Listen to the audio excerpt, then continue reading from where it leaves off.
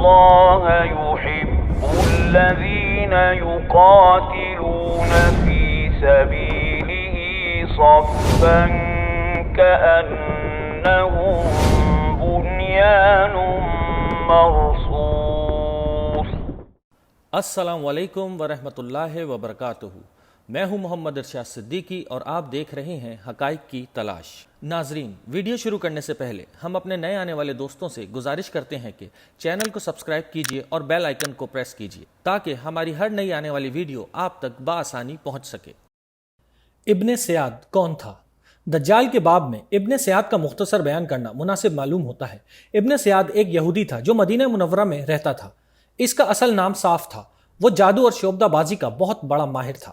ابن سیاد کے اندر وہ نشانیاں بہت حد تک پائی جاتی تھیں جو دجال کے اندر ہوں گی۔ یہی وجہ تھی کہ آپ صلی اللہ علیہ وسلم خود بھی ابن سیاد کے بارے میں بہت فکر مند رہتے تھے اور اس کی حقیقت جاننے کے لیے کئی مرتبہ چھپ کر بھی اس کی گفتگو سننے کی کوشش کی۔ البتہ آپ صلی اللہ علیہ وسلم نے آخر تک اس کے بارے میں کوئی واضح بات بیان نہیں فرمائی کہ ابن زیاد ہی دجال ہے یا نہیں۔ اس طرح صحابہ رضی اللہ تعالیٰ عنہ میں بھی کچھ اکابر صحابہ رضی اللہ تعالیٰ عنہ ابن زیاد کو ہی دجال کہتے تھے۔ یہاں چند احادیث اس حوالے سے نقل کی جاتی ہیں۔ حضرت عبداللہ ابن عمر رضی اللہ تعالیٰ عنہ سے روایت ہے کہ ایک دن حضرت عمر فاروق رضی اللہ تعالیٰ عنہ صحابہ رضی اللہ تعالیٰ عنہ کی ایک جماعت میں شامل ہو کر نبی کریم صلی اللہ علیہ وسلم کے ساتھ ابن سیاد کے پاس گئے اور انہوں نے اس کو یہودیوں کے ایک محلے بنو مغالہ میں کھیلتے ہوئے پایا۔ وہ اس وقت بالغ ہونے کی عمر کے قریب تھا۔ ابن سیاد ان سب کی آمد سے بے خبر اپنے کھیل میں مشغول رہا، یہاں تک کہ رسول کریم صلی اللہ علیہ وسلم نے اس کی پشت پر اپنا ہاتھ مارا، اور جب وہ متوجہ ہوا تو آپ صلی اللہ علیہ وسلم نے اس سے سوال کیا کہ کیا تو اس بات کی گواہی دیتا ہے کہ میں اللہ کا رسول ہوں؟ ابن سیاد نے یہ سن کر بڑی غزیلی نظروں سے آپ صلی اللہ علیہ وسلم کی طرف دیکھا اور کہا، میں گواہی دیتا ہوں کہ تم امیوں یعنی ناخواندہ لوگوں کے رسول ہو۔ اور پھر اس نے آپ صلی اللہ علیہ وسلم سے پوچھا کہ کیا تم گواہی دیتے ہو کہ میں خدا کا رسول ہوں؟ آپ صلی اللہ علیہ وسلم نے اس کو پکڑ لیا اور خوب زور سے بھینچا اور فرمایا، میں خدا پر اور اس کے رسولوں پر ایمان لایا۔ اس کے بعد آپ صلی اللہ علیہ وسلم نے اس سے پوچھا کہ یہ بتا کہ تو کیا دیکھتا ہے، یعنی غیب کی چیزوں میں سے تجھے کچھ نظر آتا ہے؟ اس نے جواب دیا، کبھی تو میرے پاس سچی خبر آتی ہے اور کبھی جھوٹی۔ رسول کریم صلی اللہ علیہ وسلم نے اس کی یہ بات سن کر فرمایا، تیرا سارا معاملہ گڑبڑ ہو گیا۔ پھر آپ صلی اللہ علیہ وسلم نے فرمایا، میں نے تیرے لیے اپنے دل میں ایک بات چھپائی ہے، اور جو بات آپ صلی اللہ علیہ وسلم نے اپنے دل میں چھپائی تھی وہ یہ آیت یوم تاتی السما بدخان مبین تھی۔ اس نے جواب دیا، وہ پوشیدہ بات جو تمہارے دل میں ہے دکھ ہے۔ آپ صلی اللہ علیہ وسلم نے یہ سن کر فرمایا، دور ہٹ، تو اپنی اوقات سے آگے ہرگز نہیں بڑھ سکے گا۔ حضرت عمر فاروق رضی اللہ تعالیٰ عنہ نے صورتحال دیکھ کر غرض کیا، یا رسول اللہ صلی اللہ علیہ وسلم، اگر آپ اجازت دیں تو میں اس کی گردن اڑا دوں۔ رسول کریم صلی اللہ علیہ وسلم نے فرمایا، ابن سیاد اگر وہی دجال ہے جس کے آخری زمانے میں نکلنے کی اطلاع دی گئی ہے تو پھر تم اس کو نہیں مار سکتے، اور اگر یہ وہ نہیں ہے تو پھر اس کو مارنے میں کوئی فائدہ نہیں۔ حضرت ابن عمر رضی اللہ تعالیٰ عنہ فرماتے ہیں کہ ایک اور دن رسول کریم صلی اللہ علیہ وسلم کھجوروں کے ان درختوں کے پاس تشریف لے گئے جہاں ابن سیاد تھا۔ اس وقت آپ صلی اللہ علیہ وسلم کے ہمراہ ابی ابن کعب رضی اللہ تعالیٰ عنہ انصاری بھی تھے۔ رسول کریم صلی اللہ علیہ وسلم وہاں پہنچ کر کھجوروں کی شاخوں کے پیچھے چھپنے لگے تاکہ ابن سیاد کو پتہ چلنے سے پہلے آپ صلی اللہ علیہ وسلم کچھ باتیں سن لیں۔ اس وقت ابن سیاد چادر میں لپٹا ہوا لیٹا تھا اور اندر سے کچھ گنگنانے کی آوازیں آ رہی تھیں۔ اتنے میں ابن سیاد کی ماں نے آپ صلی اللہ علیہ وسلم کو شاخوں کے پیچھے چھپا ہوا دیکھ لیا اور کہا، ارے صاف، یہ اس کا اصل نام تھا، یہ محمد صلی اللہ علیہ وسلم آئے ہیں۔ ابن سیاد نے یہ سن کر گنگنانا بند کر دیا۔ یہ دیکھ کر آپ صلی اللہ علیہ وسلم نے صحابہ سے فرمایا، اگر اس کی ماں اس کو نہ ٹوکتی یعنی گنگنانے دیتی تو آج وہ اپنی حقیقت ظاہر کر دیتا۔ حضرت عبداللہ ابن عمر رضی اللہ تعالیٰ عنہ فرماتے ہیں کہ اس واقعے کے بعد جب آپ صلی اللہ علیہ وسلم خطبہ دینے کے لیے لوگوں کے سامنے کھڑے ہوئے تو اللہ کی حمد و ثنا کی جس کے وہ لائق ہے، پھر دجال کا بیان کیا، فرمایا کہ میں تمہیں دجال سے ڈراتا ہوں، اور نوح علیہ السلام کے بعد کوئی نبی ایسا نہیں گزرا جس نے اپنی قوم کو دجال سے نہ ڈرایا ہو۔ نوح علیہ السلام نے بھی اپنی قوم کو اس سے ڈرایا ہے، لیکن میں دجال کے بارے میں ایک ایسی بات تم کو بتاتا ہوں جو اس سے پہلے کسی اور نبی نے نہیں بتائی، سو تم جان لو دجال کانا ہوگا، اور یقیناً اللہ تعالیٰ کانا نہیں ہے۔ بخاری شریف جلد نمبر 3 حدیث نمبر 1112، مسلم شریف جلد نمبر 4 حدیث نمبر 2244۔ حضرت عبداللہ ابن عمر رضی اللہ تعالیٰ عنہ کہتے ہیں کہ ایک دن راستے میں میری ملاقات ابن سیاد سے ہو گئی۔ اس وقت اس کی آنکھ سوجی ہوئی تھی۔ میں نے پوچھا، تیری آنکھ میں یہ ورم کب سے ہے؟ اس نے کہا، مجھے نہیں معلوم۔ میں نے کہا، آنکھ تیرے سر میں ہے اور تجھے ہی نہیں معلوم؟ اس نے کہا، اگر خدا چاہے تو اس آنکھ کو تیری لاٹھی میں پیدا کر دے۔ ابن عمر رضی اللہ تعالیٰ عنہ کہتے ہیں کہ اس کے بعد ابن سیاد نے اپنی ناک سے اتنی زور سے آواز نکالی جو گدھے کی آواز کی مانند تھی۔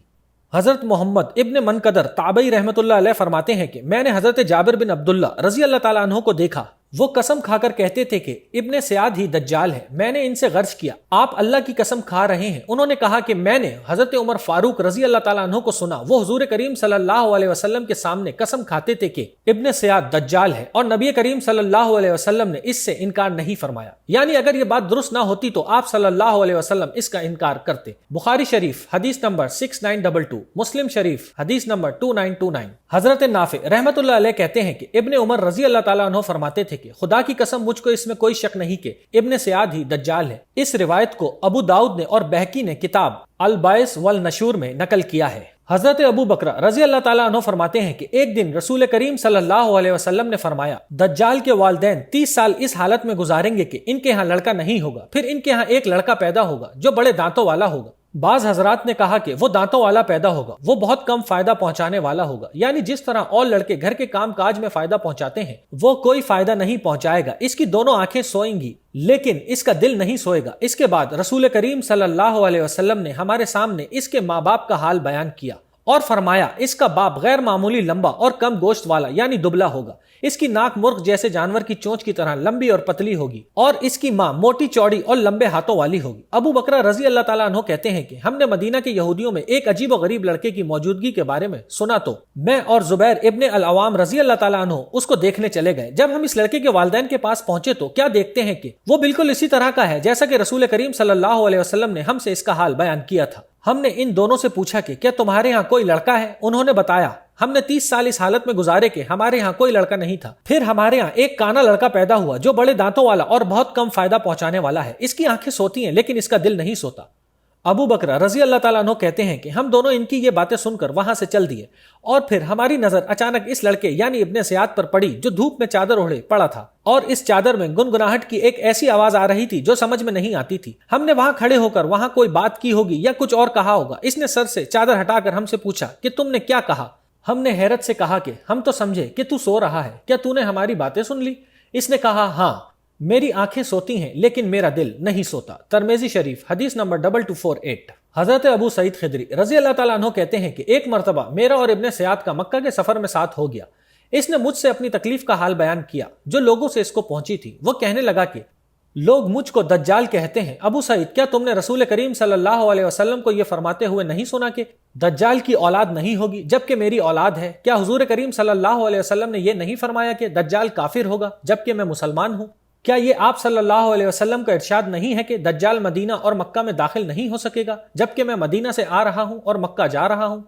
ابو سعید رضی اللہ تعالیٰ عنہ کہتے ہیں کہ ابن سیاد نے آخری بات مجھ سے یہ کہی کہ یاد رکھو، خدا کی قسم میں دجال کی پیدائش کا وقت جانتا ہوں اور اس کا مکان جانتا ہوں، وہ کہاں پیدا ہوگا، اور یہ بھی جانتا ہوں وہ اس وقت کہاں ہے، اور اس کے ماں باپ کو بھی جانتا ہوں۔ ابو سعید رضی اللہ تعالیٰ عنہ کہتے ہیں کہ میں ابن سیاد کی یہ باتیں سن کر شعبے میں پڑ گیا۔ میں نے کہا تو ہمیشہ کے لیے ہلاک ہو۔ ابو سعید رضی اللہ تعالیٰ عنہ کہتے ہیں کہ اس وقت موجود لوگوں میں سے کسی نے ابن سیاد سے کہا کہ کیا تجھ کو یہ اچھا معلوم ہوگا کہ تو خود ہی دجال ہو؟ ابو سعید رضی اللہ تعالیٰ عنہ کہتے ہیں کہ اس نے یہ سن کر کہا کہ ہاں، اگر لوگوں کو گمراہ کرنے، فریب میں ڈالنے اور شعبدہ بازی وغیرہ کی وہ تمام چیزیں مجھے دے دی جائیں جو دجال میں ہیں تو میں برا نہ سمجھوں۔ مسلم شریف حدیث نمبر 2927۔ حضرت جابر بن عبداللہ رضی اللہ تعالیٰ عنہ فرماتے ہیں کہ ابن سیاد واقعہ حرہ کے موقع پر غائب ہو گیا اور پھر کبھی واپس نہیں آیا۔ کیا ابن سیاد ہی دجال تھا؟ جیسا کہ بتایا گیا ہے کہ نبی کریم صلی اللہ علیہ وسلم نے اس بارے میں کبھی کوئی حتمی بات نہیں بیان فرمائی۔ صحابہ اکرام رضی اللہ تعالیٰ عنہ کی طرح بعد کے علماء میں بھی اس بارے میں اختلاف ہی رہا۔ جو حضرات ابن سیاد کے دجال ہونے کا انکار کرتے ہیں ان کی دلیل یہ ہے کہ دجال کافر ہوگا، مکہ اور مدینہ میں داخل نہیں ہو سکے گا اور اس کی اولاد نہیں ہوگی، جبکہ جو حضرات ابن سیاد ہی کے مسیح دجال ہونے کے قائل ہیں وہ کہتے ہیں کہ اس کے اندر وہ تمام نشانیاں موجود تھیں جو آپ صلی اللہ علیہ وسلم نے دجال کے بارے میں بیان فرمائی تھی، حتیٰ کہ اس کے ماں باپ بھی ویسے ہی تھے جو آپ صلی اللہ علیہ وسلم نے ان کے بارے میں بیان فرمایا۔ نیز ابن سیاد کا حضرت ابو سعید رضی اللہ تعالیٰ عنہ کو یہ کہنا کہ میں دجال کی پیدائش کا وقت اور اس کی جگہ کو جانتا ہوں۔ ابن سیاد کو دجال کہنے والے ابن سیاد کی اس دلیل، اس کا مسلمان ہونا اور مکہ مدینہ میں جانے کا جواب یہ دیتے ہیں کہ جب ابن سیاد نے حضرت ابو سعید خدری رضی اللہ تعالیٰ عنہ کے ہم سفر لوگوں میں سے کسی نے پوچھا کہ کیا تو یہ بات پسند کرے گا کہ تو دجال ہو، تو اس نے کہا کہ اگر وہ چیزیں جو دجال کو دی گئی ہیں مجھے دے دی جائیں تو میں برا نہیں سمجھوں گا، یعنی میں دجال ہونا پسند کروں گا۔ تو ابن سیاد دائرہ اسلام سے उसी वक्त खारिज हो गया था। जहां तक ताल्लुक इसके मक्का और मदीना में दाखिल होने का है तो मुस्लिम शरीफ के शायर इमाम नबी रहमतुल्लाह अलैह फरमाते हैं कि जहां तक सवाल इसके इस्लाम के इजहार, हज, जिहाद और अपनी तकालीफ की हालत से छुटकारा हासिल करने का है तो इस सब में यह सराहतन तो नहीं है कि वो दज्जाल के अलावा कोई और था।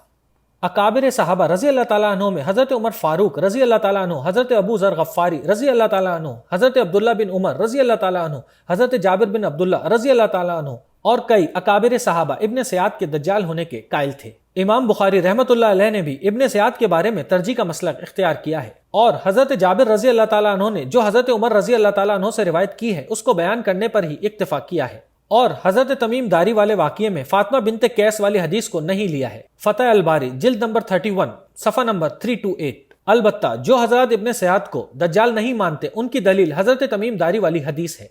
हाफिज इब्न हजर रहमतुल्लाह अलैह फतह अल बारी में ये सारी बहस करने के बाद फरमाते हैं, तमीम दारी वाली हदीस और इब्न सयाद के दज्जाल होने वाली हदीस के दरमियान तत्बीक पैदा करने के लिए ज्यादा मुनासिब बात यह है कि जिसको तमीम दारी ने बंधा हुआ देखा वही दज्जाल था और इब्न सयाद शैतान था जो उस वक्त तमाम अरसे में दज्जाल की शक्ल और सूरत में इस्फहान चले जाने यानी गायब होने तक मौजूद रहा।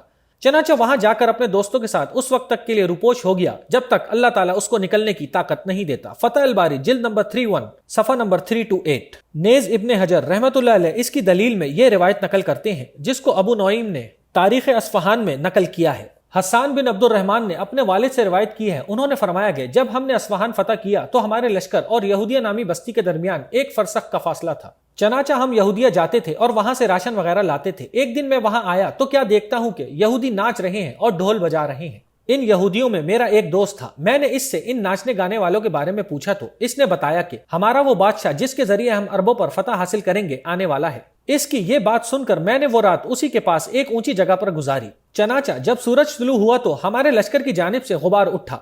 मैंने देखा कि एक आदमी है जिसके जिस्म पर रेहान यानी एक खुशबूदार पौधे की कबा थी और यहूदी नाच गा रहे थे। जब मैंने इस मर्द को देखा तो वो इब्न सयाद था। फिर वो यहूदिया नामी बस्ती में दाखिल हो गया और अभी तक वापस नहीं आया। फतह अल बारी जिल्द नंबर 31 सफ़ा नंबर 337।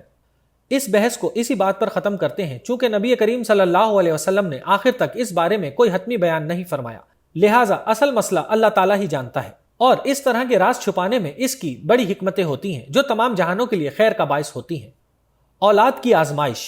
हजरत इमरान बिन हुदैर रहमतुल्लाह अलैह अबी मजलिस रहमतुल्लाह अलैह से रिवायत करते हैं, फरमाते हैं कि जब दज्जाल आएगा तो लोग 3 जमातों में तकसीम हो जाएंगे। एक जमात इससे कताल करेगी, एक जमात मैदान जिहाद से भाग जाएगी और एक जमात इसके साथ शामिल हो जाएगी। चनाचा जो शख्स इसके खिलाफ 40 रातें पहाड़ की चोटियों पर डटा रहा उसको अल्लाह की जानिब से रिस्क मिलता रहेगा। और जो नमाज पढ़ने वाले इसकी हिमायत करेंगे ये अक्सर वो लोग होंगे जो बाल बच्चों वाले होंगे। वो कहेंगे हम अच्छी तरह इस दज्जाल की गुमराही के बारे में जानते हैं लेकिन हम इससे बचने के लिए या लड़ने के लिए अपने घर बार को नहीं छोड़ सकते। सो जिसने ऐसा किया वो भी इसी के साथ शामिल होगा और इस दज्जाल के लिए 2 जमीनों को ताबे कर दिया जाएगा।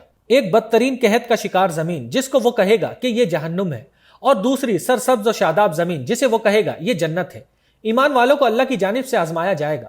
बिल आखिर एक मुसलमान कहेगा कि अल्लाह की कसम इस सूरत हाल को हम बर्दाश्त नहीं कर सकते। मैं इसके खिलाफ बगावत करता हूं जो खुद को ये समझता है कि वो मेरा रब है। अगर वो हकीकतन मेरा रब है तो मैं इस पर गालिब नहीं आ सकता। हाँ, अलबत्ता मैं जिस हालत में हूं इससे निजात पालूंगा। यानी ये सब कुछ देखकर मुझे जो कोफ्त हो रही है जान देकर इससे निजात मिल जाएगी। चनाचा मुसलमान इससे कहेंगे तू अल्लाह से डर, ये तो मुसीबत है। इस पर वो इनकी बात मानने से इनकार कर देगा और इस दज्जाल की तरफ निकल जाएगा। सो जब ये ईमान वाला उसको गौर से देखेगा तो इसके खिलाफ गुमराही, कुफ्र और झूठ की गवाही देगा। ये सुनकर काना दज्जाल हकारत से कहेगा इसको देखो जिसको मैंने पैदा किया और हिदायत दी, यही मुझे बुरा भला कह रहा है। लोगों, तुम्हारा क्या ख्याल है कि अगर मैं इसको कत्ल कर दूं फिर जिंदा कर दूं तो क्या तुम फिर भी मेरे बारे में शक करोगे? तो लोग कहेंगे नहीं। इसके बाद दज्जाल इस नौजवान पर एक वार करेगा जिसके नतीजे में इसके 2 टुकड़े हो जाएंगे। फिर उसको दूसरी जरब लगाएगा तो वो जिंदा हो जाएगा। इसके बाद इस ईमान वाले के ईमान में और इजाफा हो जाएगा और वो दज्जाल के खिलाफ कुफ्र और झूठ की गवाही देगा। और इस नौजवान के अलावा दज्जाल को किसी और को मारकर जिंदा करने की कुदरत नहीं होगी। फिर दज्जाल कहेगा कि इसको देखो मैंने इसको कत्ल किया फिर जिंदा कर दिया, फिर भी ये मुझे बुरा भला कह रहा है। रावी कहते हैं कि काने दज्जाल के पास एक छुरी या कोई खास काटने वाली चीज होगी। वो इस मुसलमान को काटना चाहेगा तो तांबा इसके और छुरी के दरमियान हाइल हो जाएगा और छुरी इस मुसलमान पर असर नहीं करेगी। चनाचा काना दज्जाल मोमिन को पकड़कर उठाएगा और कहेगा इसको आग में डाल दो, तो इसको उसी कहत ज़दा जमीन में डाल दिया जाएगा जिसको वो दज्जाल आग समझता होगा। हालांकि वो जन्नत के दरवाजों में से एक दरवाजा है। चनाचा वो मोमिन जन्नत में दाखिल कर दिया जाएगा। السنن الواردہ فی الفتن جلد نمبر 6 صفحہ نمبر 1178۔ کچھ نماز پڑھنے والے بھی اپنے بال بچوں کی وجہ سے دجال کا ساتھ دینے پر مجبور ہوں گے۔ اللہ تعالیٰ نے اولاد کو آزمائش و امتحان قرار دیا ہے، اور اصول یہ ہے کہ امتحان کے لیے پہلے سے تیاری کی جاتی ہے۔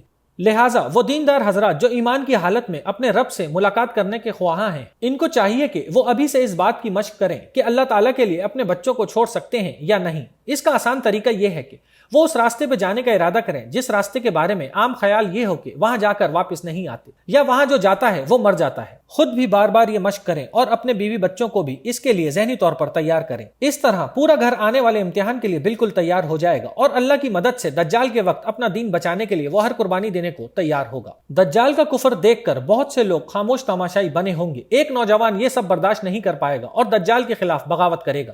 مصلحت پسند اور نام نہاد دانشور اس کو سمجھائیں گے کہ تم ایسا نہ کرو بلکہ حقیقت پسندی سے کام لو، لیکن جن کے دلوں کا تعلق عرش الہی سے جڑ جائے وہ پھر دیوانے بن جاتے ہیں، اور ہر طاغوت سے بغاوت ہی ان کا مذہب قرار پاتی ہے۔ سو یہ جوان بھی دجال کے کفر کو سر عام للکارے گا۔